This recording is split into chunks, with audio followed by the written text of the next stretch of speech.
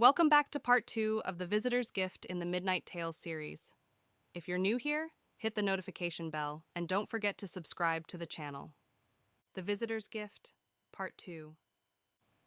Instinct. Her lungs burned as she dragged in another breath, raw and shaky. The whispers still clung to her skull, echoes of death replaying in her mind, but she forced her body upright, one trembling push at a time. The thing pulsed again in the corner, its glow shifting, waiting. She wiped her face with the back of her hand, tasting salt on her lips. Fear clawed at her throat, begged her to shrink, to stay small, but something inside her snapped instead. No, not to me, not tonight. Her voice cracked, but it was steady enough to cut the silence. You don't get to do this. The shadows quivered, twitching at the edges of its form. She staggered to her feet, swaying, her bare toes gripping the cold tile. I don't care what you are, I'm still here, and I've been through worse than you. You hear me? She shouted, stronger now, her voice scraping into the charged air. The words surprised her even as they flew out, sharp with rage, raw with exhaustion. A laugh tore from her throat, bitter and wild. You think you scare me? Try eviction notices. Try choosing between food and heat. You're not the first thing to try to break me, and you won't be the last. The glow pulsed again, but this time it faltered, dimmed. The pressure didn't return. For the first time since it appeared, the alien didn't advance. It listened. Her chest heaved, her words echoing off the cramped kitchen walls. For a long moment, nothing answered but her own ragged breath. Then she laughed again, softer this time, the sound breaking apart at the edges. She pressed a hand to her face, smearing the dampness there. God, listen to me, she whispered, screaming at shadows like I've lost my mind. The glow pulsed once more, steadier now, like it was waiting. Her shoulders slumped. She bent down, picked up the lighter she'd dropped earlier, and flicked it once. A weak flame sputtered to life, throwing just enough glow to touch the corner of the room. The thing inside the light shifted, limbs folding and unfolding in restless silence. Her voice wavered, quieter, almost gentle. If you wanted me dead, you would have done it already. So what is this? What do you want from me? No reply, at least not in words. Just another low hum inside her chest, softer now, almost curious. On instinct, she reached across the table and grabbed her half-empty glass of water. Her hand trembled as she set it down on the floor between them, nudging it forward. I don't know what you need, she said, her throat tight, but if you're hurting, here, take it. The words felt absurd, but they were all she had left to give. For a beat, the light didn't move. Then slowly, one of its limbs bent down toward the glass. Reading her soul. The limb hovered above the glass, its surface glinting like wet obsidian. It didn't touch the water, not exactly. Instead, the air rippled, and the surface of the glass shivered as though stirred by invisible hands. A low hum vibrated through the room, different this time. Not sharp, not crushing, curious. Her pulse thudded in her throat as she watched it tilt toward her. The glow swelled, and then, without warning, it was inside her again. But this time, there was no violence, no crushing weight. It listened. Memories surfaced, unbidden. Her father's laugh when she was a child, cut short by his absence years later. The nights she stayed awake until dawn, working shifts that paid less than rent. The quiet hunger that gnawed her belly while she smiled at friends pretending she was fine. It sifted through everything, her failures, her small victories, her tired resilience. She felt it linger on her exhaustion, her loneliness, her stubborn spark that refused to go out no matter how often life tried to snuff it. Tears welled, spilling hot down her cheeks. Not from pain this time, but from being seen. The whispers inside her head softened, pulling back into a single impression. alien yet sharp with clarity. Your suffering is waste. The glow dimmed, then flared again, brighter, as if the thought carried weight even for it. She covered her mouth with her hand, trembling. You understand me? She whispered. The hum swelled in reply. The hum wrapped around her like a vibration in the bones, low but steady. For the first time since it appeared, she didn't feel like prey under a predator's gaze. She felt measured. Images flickered in her mind. Not hers this time. Cold landscapes of stone lit by twin moons. Towers of crystal threaded with veins of light. A language carved in the air itself, unreadable yet beautiful. Then the visions turned back on her. She saw herself again, small in her dim apartment, bent over bills. She saw the way her shoulders carried too much, the way her smile, when it came, was always too brief. The impression pressed into her mind again. Your struggle is waste. Her lip trembled. She didn't know if it was judgment or mercy, but her voice shook as she whispered, I don't know how to stop it. This life, it just takes. The glow shifted, pulsing faintly. For a breath, it almost seemed to lean closer, as though absorbing her words. And then, as swiftly as it had entered her, it withdrew. The silence that followed was immense, like the whole room was holding its breath. She blinked, dizzy, feeling emptied out and exposed. But in that silence, she sensed it. A decision was forming. The hum in her chest shifted higher now, curious, almost analytical. More memories stirred, these not of pain, but of rare, fragile joys. She saw herself clutching her first paycheck at 18, grinning wide as she bought a new pair of sneakers. She saw the relief of a bill stamped paid in full, her shoulders dropping as she allowed herself one long exhale. She saw a cheap slice of cheesecake balanced on her lap after payday, eaten straight from the plastic container with a plastic fork. Each memory glowed brighter, warmer, and she felt the alien lean into them, pulsing stronger with every flicker of satisfaction. The impression pressed hard into her mind. Relief comes when the balance is settled. Joy comes when excess remains. Her throat tightened. She wanted to argue that wasn't the whole truth, not the real heart of her happiness, but she couldn't deny it either. Those were the moments she smiled, the ones she clung to. The hum deepened, firm now, carrying weight like a verdict. Wealth removes the weight. Wealth frees the being. Her chest heaved. She realized, with a chill, that this was how it saw her life. Not as love or longing, not as dreams or laughter, but as a struggle bound to numbers, balances, and survival. And in its strange, alien way, it wasn't wrong. The glow dimmed, then pulsed twice, deliberate, insistent. Her body tensed. What do you want?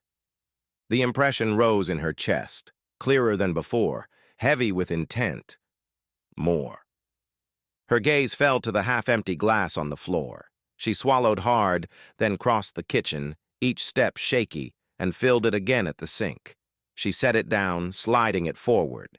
The glass quivered, water rippling as if stirred by invisible breath. The alien's hum deepened, resonant with satisfaction. Then another tug pulled at her mind, a nudge, not violent this time, but probing, searching. Her thoughts stuttered, and an image rose unbidden. A small box in the fridge, tucked on the middle shelf. Cheesecake, her little indulgence, her secret treat for making it through another week. Her stomach clenched. No, she whispered. Not that. The hum pressed harder. She stood frozen for a long moment, torn between terror and indignation. Finally, with a shaky laugh that bordered on madness, she opened the fridge, grabbed the box, and peeled back the lid. The glow brightened as she set it down beside the water. The fork trembled in her hand before she dropped it on the counter, watching as the slice wobbled in the plastic container. It's ridiculous, she muttered, her voice breaking. You come here, scare me half to death, and all you want is my damn cheesecake? The hum rippled again, not cruel, almost amused. The water shivered once more. The cheesecake slid just slightly as though nudged by invisible fingers. And then, the glow steadied, heavy with finality. A decision was made. The gift. The water glass trembled once more. Then it tipped, slowly, carefully, as if an invisible mouth were drinking from it. The level dropped, rippling as though swallowed. The cheesecake followed. The slice wavered, shifted, and then began to vanish in chunks, as if plucked apart by unseen hands. The fork clinked faintly against the container. She stood frozen, watching her one small luxury dissolve into nothing. A laugh bubbled up in her throat, cracked and breathless. You're welcome, I guess. The hum inside the room changed again. Stronger now, steadier. It resonated through her chest, her bones, until the kitchen around her blurred and melted. Visions bloomed in her mind, stacks of crisp bills, more than she could hold, bank accounts overflowing, zeros marching across glowing screens, jewelry sparkling in velvet boxes, a car, sleek and new, pulling into a home with wide windows and doors that always opened for her. The images weren't hers. They were theirs, fed into her mind like a promise, like a lesson. This brings freedom. This brings ease. Her eyes filled with tears, not from fear this time, but from the ache of seeing what she'd never dared believe she could have. The glow pulsed one final time, and something shifted in the air between them. Slowly, deliberately, a shape extended outward. Not light now, not suggestion. Solid. A jagged hand, if it could be called that, reached toward her. Its surface shimmered like obsidian streaked with veins of pale fire. In its palm lay a diamond the size of her fist, cut to impossible perfection. Her breath caught. She didn't move as the weight settled into her hands, cold and heavy, glittering with unnatural brilliance. And then, finally, it revealed itself. The glow peeled back like a curtain, exposing a body grotesque yet unmistakably humanoid. Limbs jointed wrong but still shaped like arms and legs. A torso ribbed with armored plates that flexed as it leaned closer. Its head elongated, faceless but for two deep hollows that glowed faintly red. By all rights, she should have screamed. Instead, she tilted her head, eyes wide, a strange calm wrapping her. "So that's you," she whispered. Her voice held no terror, only wonder. The alien did not answer, but it held her gaze. For a fleeting moment, it seemed almost proud. Her fingers tightened around the diamond, its edges cool and sharp in her palm. She lifted her gaze again, studying the thing that had terrified her minutes ago. It stood impossibly still, waiting. Her voice came out softer than she expected. "Why me?" The hum pressed faintly through her chest, not an answer in words, but a swell of intent. "You endured." She swallowed, staring at its strange, ribbed torso, the fire-veined limbs. "Where you're from? Are there more of you?" "Do you... they look like this?" The glow flickered once. A ripple washed through her mind, not invasive this time, but offering. Images unfolded. Tall, crystalline cities glowing under twin moons. Hands, like its own, raised together in circles of light. Children, if they were children, laughing as they floated weightless between towering structures of stone and glass. A people bound by community, their presence humming like a shared heartbeat. Her eyes widened. It's beautiful," she whispered, tears slipping down her cheeks. "It's nothing like what I thought." She hesitated, then lifted her free hand. "Can I—" The alien did not move, but it did not pull away. Her fingertips brushed its surface, Cold, ridged firm like stone, yet it thrummed with life beneath, as if veins of light pulsed just under the surface. A shiver coursed through her, not from fear but awe. The hum swelled, warm now, resonant with something she could only call affection. For a long moment, they remained like that. Woman and alien, grotesque and human, linked by something neither could put into words. Then the glow pulsed brighter, and the visions began to fade. Its form blurred again, folding back into shadow. Her hand lingered in the empty air, diamond heavy in her palm. She whispered, "Thank you." The silence that followed felt like an answer. Confession. The weeks that followed blurred into something she could barely comprehend. She moved through the days like a ghost, diamond hidden deep in a shoebox under her bed. She had it appraised once, and nearly fainted when the jeweler stammered that it was flawless, beyond flawless, worth more than she could imagine. She left before he could ask more questions, clutching it like a secret burning her palms. The bills disappeared one by one, paid in full. Her landlord's eyes finally softened, if only because the checks cleared faster than he could cash them. Her fridge filled, her nights grew warmer, and still she said nothing. Nothing, except to her best friend. They sat together on a worn balcony one humid evening, cicadas buzzing in the dark. 2 margaritas sweated on the table between them. Her friend leaned back in the chair, eyes narrowed. "So let me get this straight. You didn't win the lottery. You didn't rob a bank. You didn't marry rich overnight. But you've got a diamond that could pay for 5 lifetimes." She stared at her glass, ice clinking faintly. "That's about right." Silence hung. Then her friend laughed, a short, disbelieving sound. "I've ever heard. An alien? Seriously?" "Girl, that's the worst story." "I didn't say alien," she protested weakly. "I just said something. Something not from here."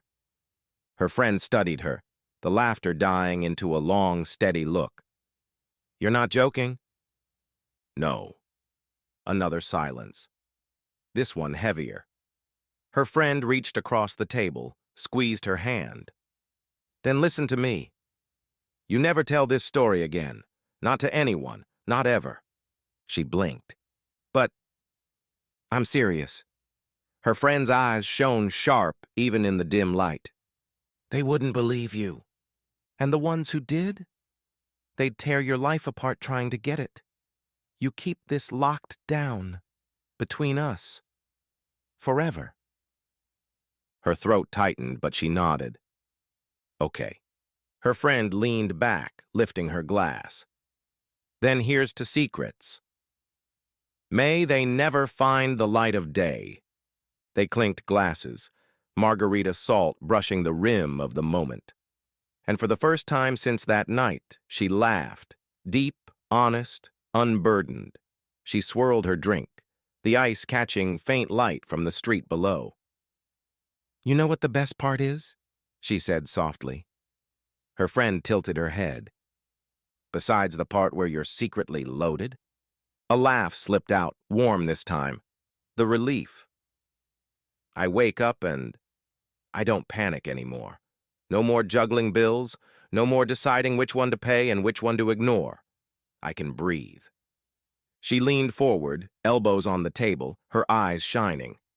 "I don't have to work if I don't want to. And when I do work, it's because I choose to. That's different. It feels different. I can say yes or no and not feel like the world's gonna end." Her friend nodded slowly, sipping her margarita. "And the extra," she continued, her voice thickening. "That's the part that gets me. Not just enough, but extra. Enough to treat myself without guilt. Enough to share. To give without wondering if it'll leave me empty." She blinked back tears, shaking her head with a quiet smile. "Do you know what it feels like to buy groceries and not even look at the total? To fill your tank and not care what the number says?" Her friend's hand covered hers again, squeezing. Feels like freedom, she said simply. The words settled over them like a blessing. They drank in silence for a while, the cicadas buzzing louder, the night folding gently around their secret. Margaritas on the beach. Time passed, and their promise held. The story stayed between them, tucked away like the diamond itself, too sharp, too dangerous to share with the world. And then, one afternoon, they sat side by side on a beach where the water ran clear as glass and the sky stretched endless and blue. The air smelled of salt and citrus, waves folding gently against the shore. Two margaritas sweated in tall glasses, lime wedges perched on the rims. Her friend leaned back in the lounge chair, sunglasses glinting. "You know," she said, "if this is what keeping secrets buys me, I think I can manage." She laughed, tipping her glass against her friend's. "Then here's to secrets." They sipped, toes buried in warm sand, sun painting their skin gold. Around them, other tourists played and shouted, but the sound barely touched their bubble of peace. She exhaled slowly, a breath unburdened, the kind that carried no weight of bills, no hum of old refrigerators, no shadows lurking in corners. Just the ocean, the sun, her best friend, and the soft promise of freedom. She thought briefly of the being that had given it all, the grotesque figure with eyes like coals and a hum that had once crushed her, but had ended by sparing her. She raised her glass a little higher just for herself. "Thank you," she whispered into the breeze. The waves carried the words out, scattering them across the water, as if the universe itself had been listening all along. You've reached the end of another Midnight Tales, The Visitor's Gift. Is the outcome what you thought it would be? If not, you've always got another chance to guess in the future. Hit the subscribe button and tap the notification bell. Until next time.